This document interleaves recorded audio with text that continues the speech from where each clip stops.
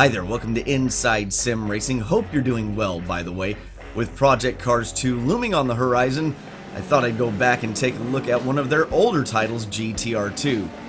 Now, if you've been with the channel for just a little bit last year, I tried GTR 2 for the first time, found it quite enjoyable, and in December I lost all my championship progress in the 2004 season because I had a hard drive failure. So, I thought I'd fire it up once again, try the 2003 championship series, and that's what we're going to take a look at today, driving the Celine S7 around Barcelona in round 1.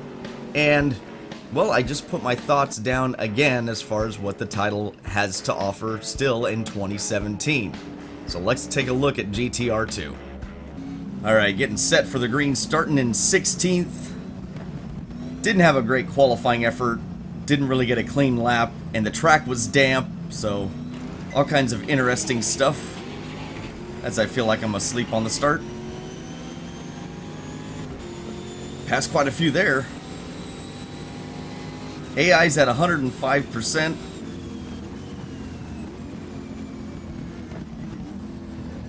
This could get messy.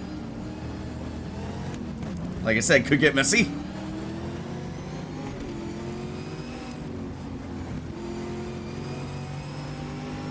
Just have to kind of assume somebody's on the inside.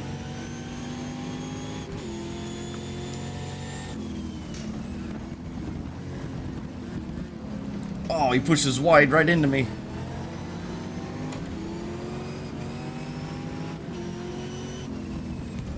Let's see if I can take both of those. Now I'm using the minimal HUD because I cannot see my dash display at all because of where my steering wheel sits. And with the field of view setting that I have, you can't get the seat any lower. It's just how it's gonna be. I'm pretty sure if I used that HUD, people would get kind of annoyed. A lot of clutter on the screen, even though there's lots of useful information. So we'll just do it this way, and I'll just have to remember what lap I'm on. Get about 6 laps in, short little sprint race. See how far we can move forward.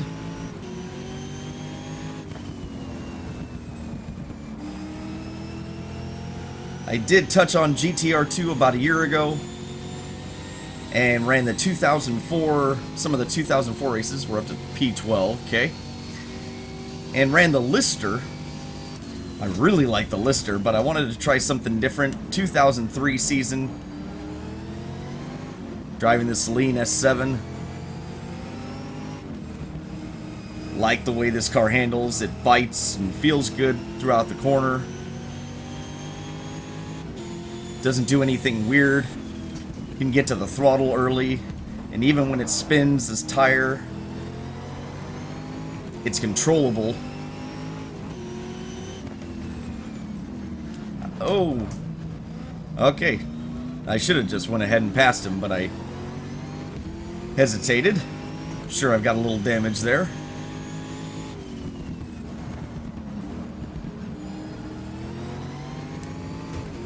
But anyway, I just enjoy running the S7.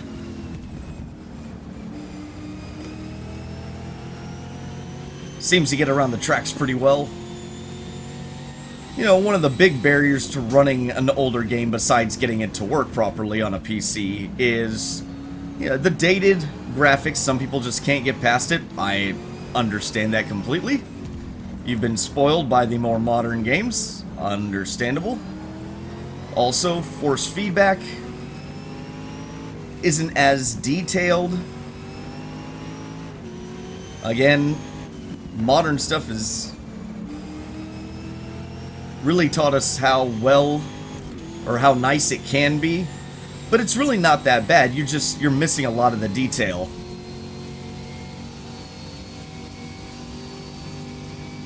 But what I am surprised it does is it gives me a nice assessment of when I've, you know, push the front end past its limit.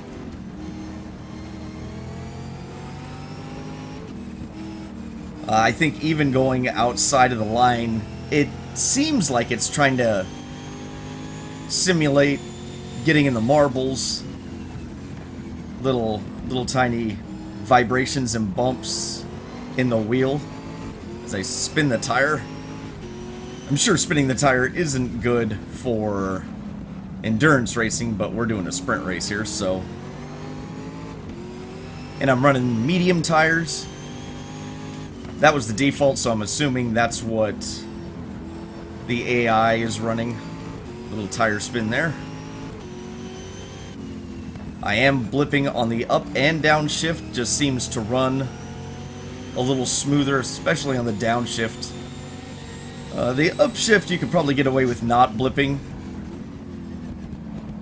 but it doesn't over rev. Don't know how sensitive the engines are to over revving them, as we almost run over the Viper there. Just a really cool era for GT cars. Little frame drop there.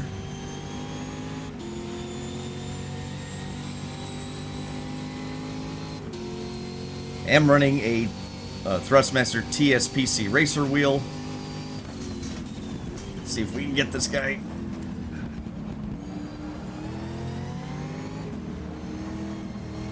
The 599 Evo rim, TH8A shifter in the sequential mode. Oh, there's those little bit of marbles there. Running a pair of old Fanatic CSR Elites, I think that's what they are, in the inverted position. GT Omega ART chassis. What else am I using?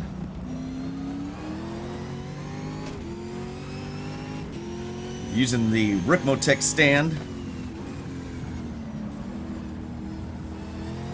Monitor stand, that is.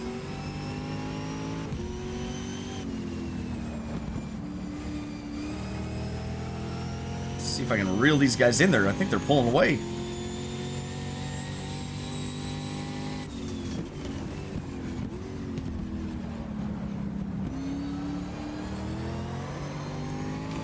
A little bit of tire spin again. I don't know, there's just something to this game. You know, I never played it when it came out, so I'm not looking at this through rose-tinted glasses or anything. It just, there's no nostalgia for me with this thing. Oh god. Except when I missed the line.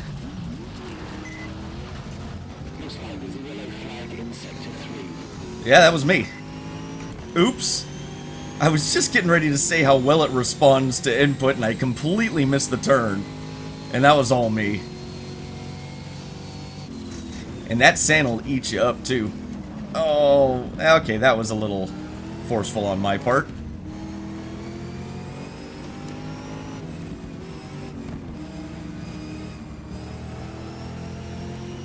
Damn it. That was really dumb. Wasn't paying attention.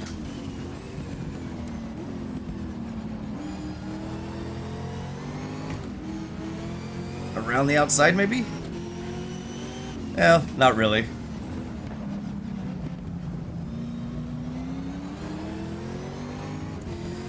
But there's just something about the way these cars handle. A little bit of brake lock up there.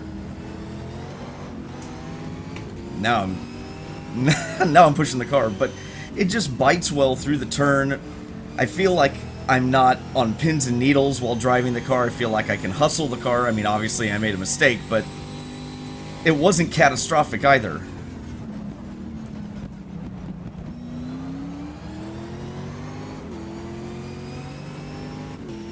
So I really enjoy just the experience of GTR 2. Again, you know, I get it.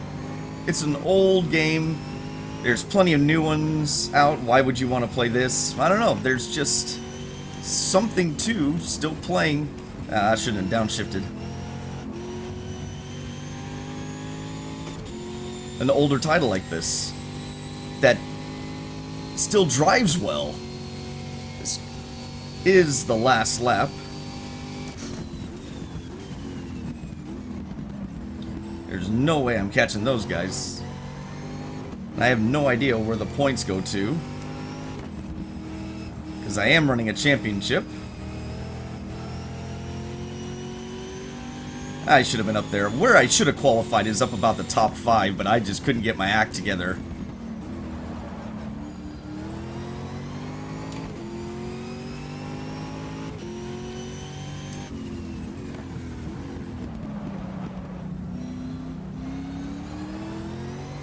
I mean, we are making ground up, but it's just not going to be enough.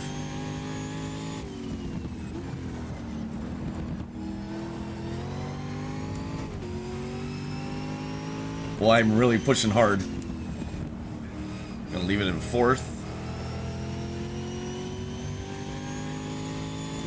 Ah, there's no way.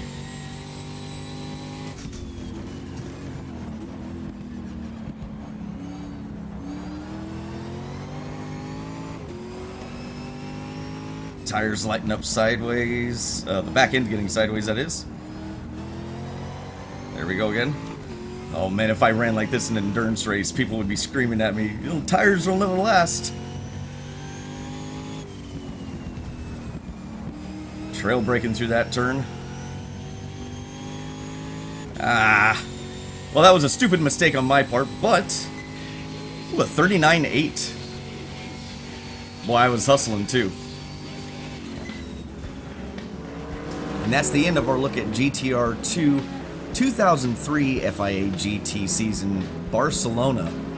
Again, I just want to reiterate, I understand if people don't like this kind of thing because it's an older title, why play an older title? But I think it's important to go back with something that still drives us good.